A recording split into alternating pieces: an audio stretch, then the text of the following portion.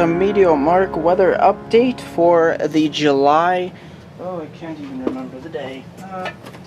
We're looking at the beginning of July 15th here. Sorry. Let's take a look at. I'm gonna have to speak over the air conditioning unit here in the MeteoMark studios because it's very hot outside. So let's take a look at some of the pictures and some of the footage and some of the links people have been sending in. Kate Nate sent this in. This is a quick clip. It's actually not so quick, but it builds up to a area where we get a good deal of collapsing of the road. And there's a drainage pipe underneath, and this drainage pipe actually kind of disconnected from the main portion of the underneath the road, and there was so much water pressure it collapsed the road, and then the pipe comes up and then washes away. So that gives you second thoughts before crossing areas that are flooding, including areas with drainage pipes. And we had a drainage pipe explode underneath Interstate 88 here near I believe it was Delaware County, New York, during the flood of 2011. So thank you, Kate Nate, for sending that in. I believe she's near Pittsburgh, Pennsylvania. If we look at the other photos here, we got Lenny Mandela. We got some nice, beautiful sunsets here in Roseland, New Jersey. Thank you, Lenny, for sending those in. I believe those are from the other night, a couple nights ago. And you can see very, very nice photos here. Some beautiful sunsets in Roseland, New Jersey. Thank you, Lenny, for sending those in.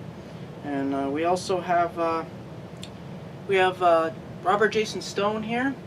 He's let's see what we got going on from him. I've had a lot of here we go. These are from, and this is an audio clip. Mark, it's about upper 90s here in Milford, Connecticut. Just leaving the truck stop, so I have a few voice messages. Take care now. Single cell thunderstorms yesterday, which would have been Sunday, across much of Connecticut. And he says it was in the mid upper 90s, so it was really hot for portions of that area. And right now, this was last night, which would have been Sunday night. He's in New Hampshire near Exit 3, and it's still in the high 70s near Salem, New Hampshire. He's parked for the night. And this was a few days ago. Here's a shot of the interstate. It almost looks like a storm off in the distance from Raymond, New Hampshire, July 15th, 2013. Sending a few pics from the highway near Highway 101 in Walmart's driveway, and saw some awesome surroundings, and it was really warm and the sunny. 85 plus is what it feels like while into New Hampshire. And this was about 11:38 a.m. And here's some photos that he sent in. Very beautiful, picturesque photos. The puffy cumulus clouds and some very nice blue skies deep into New Hampshire. So thank you, Robert. I have a lot of viewers in New Hampshire, and I'm sure they appreciate seeing some updates here from New Hampshire. So thank you, Robert, and keep those updates coming. Thank you very much. And we head on into, I believe, Kyle Kinkoff has something here for me. And he has some pictures from July 10th here. This was right around when the storms hit. You can see this ominous look of the sky. It's almost like a greenish tint. That's what happens usually before a thunderstorm. This really severe. And Cleveland, as you can remember, last week got hit by a large amount of severe weather across Cleveland. So this is what Kyle caught here on camera.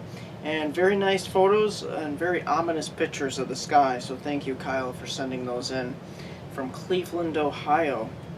Very stormy Cleveland, Ohio last week. There's a lot of flash flood warnings as well. A lot of wind damage and a lot of hail damage too. And we're going to, here we go, Lucas D. from Linden, Texas. Take a look at these. He has some photos here. Okay, set from Saturday.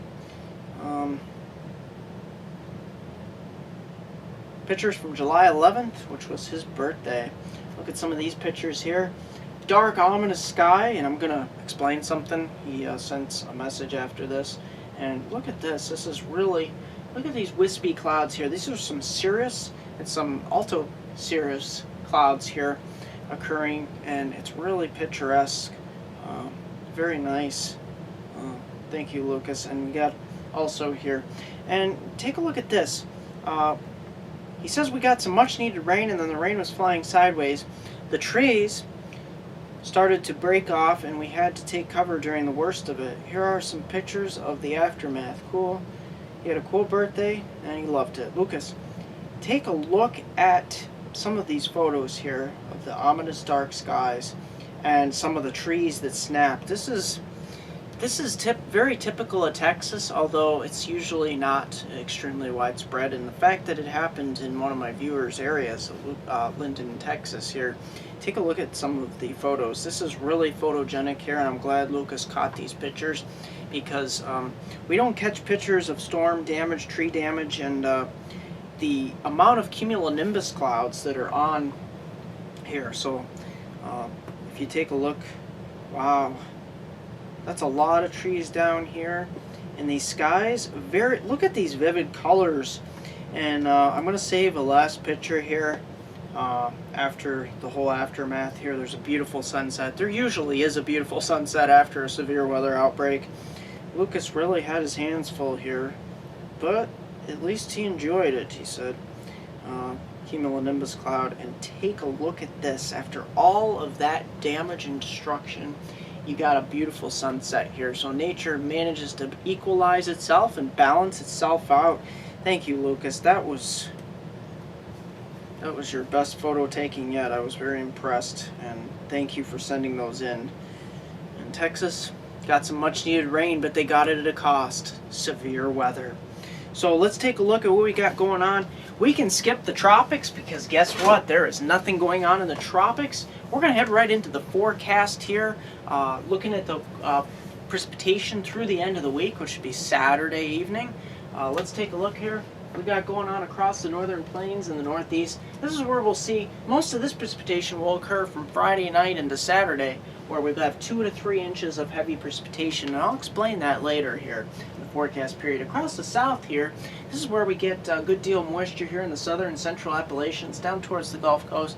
That's with some tropical moisture, but luckily it won't accumulate too much to cause any flooding problems. But I want to focus your attention here back in Texas, this bullseye here.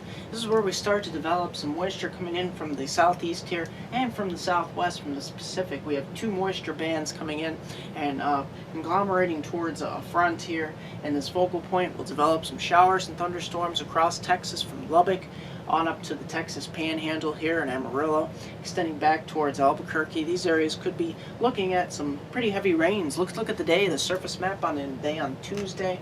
You see this almost like ring of fire here. You see this front draped across southern Canada from Ottawa all the way over to Alberta, and you see this feature down here in Texas. This will continue to promote showers and thunderstorm activity even along the Gulf Coast here across Florida. Florida's really been getting a lot of rain this year. When we head up to the Appalachians here, we get some showers and thunderstorms. But you notice a lack of showers and thunderstorms here in portions of the Northeast, Mid-Atlantic, and portions of western New England. That's with that really hot, high-pressure system that's really anchored itself across the eastern portion of the United States here. And we're going to continue to have problems with this system as it really pumps some very hot, hazy, humid conditions here with heat advisories, excessive heat advisories and warnings down for Philadelphia, New York City, and on up through Boston. We head on the day, and before I head on the day on Wednesday here, take a look at these temperatures. They are sizzling across hundreds all the way through the 90s and some 80s here in northern New England. We head on the day on Wednesday. The front doesn't move too much. It pretty much stays across the northern tier. We get that Bermuda high continuing to pump hot air and humid conditions across the eastern portion of the United States. And you see across here, across Texas, this does not move too much. We start to get a reinforcing shot of moisture here. And here in the northern plains, we get those waves of disturbances across the jet stream, which will promote showers and thunderstorms, but we're not looking at anything really severe.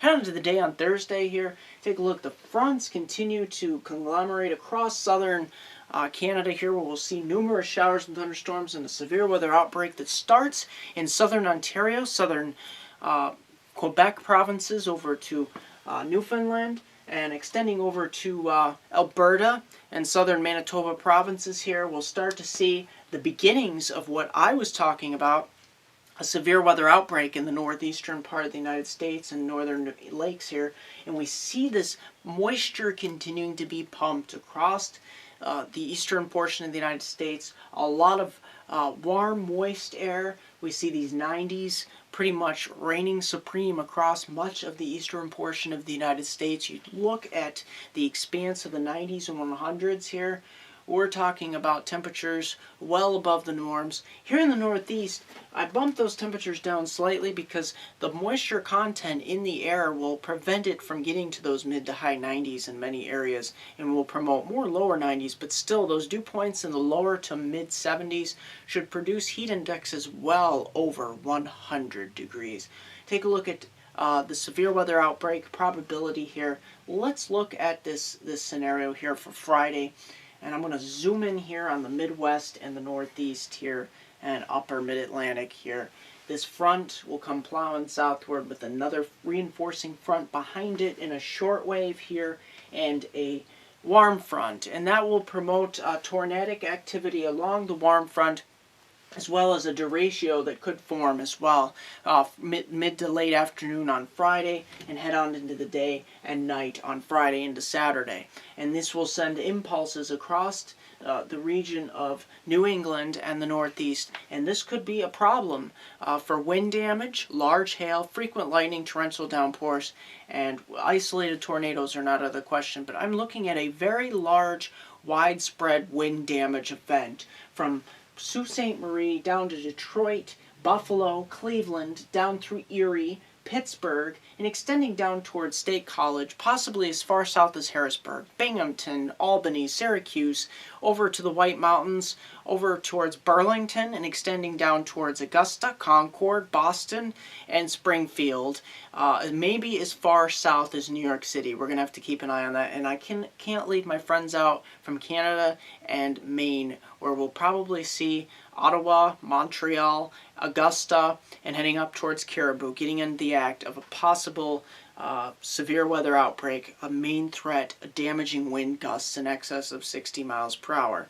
So I will continue to watch this scenario as we play on into the day on Friday and Saturday, and this will be the thing that breaks the heat here in the northeastern part of the United States. So stay tuned for that. Like me on Facebook at MeteoMark, subscribe to me on YouTube at MeteoMark.com.